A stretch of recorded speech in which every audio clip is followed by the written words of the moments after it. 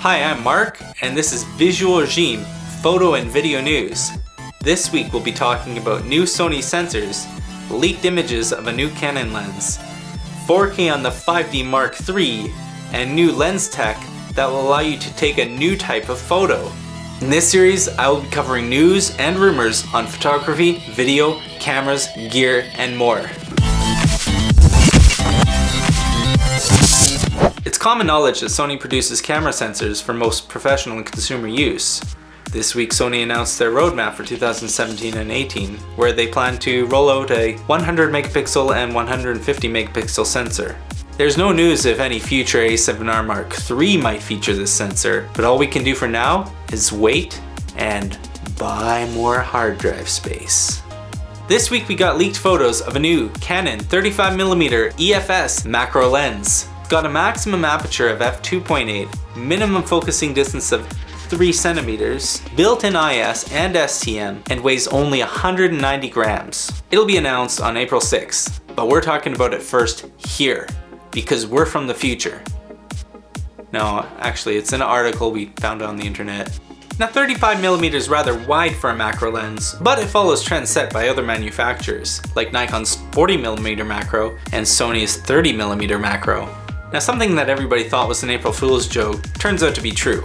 Magic Lantern has unlocked 4K on the 5D Mark III. So this is great news for anybody who shoots video on the 5D Mark III and didn't want to upgrade to the 5D Mark IV. Or any mirrorless camera, because they all pretty much shoot 4K now. So now it's time for cool videos on YouTube. Cool videos on YouTube! So this week we got a video from John Olsson, who's shooting on his DJI Inspire 2 with a telephoto lens. The results are pretty impressive. They have a Michael Bay-esque imagery. You should definitely check it out. The camera store released an April Fool's video.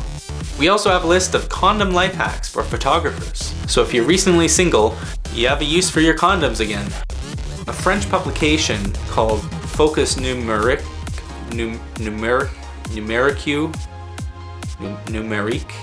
interviewed Canon executives about the future of their lenses. A comment that stood out to me and clearly a lot of other people was that, without being permitted to tell you more, we are developing a new technology that will bring real added value and will allow you to take a new type of photo.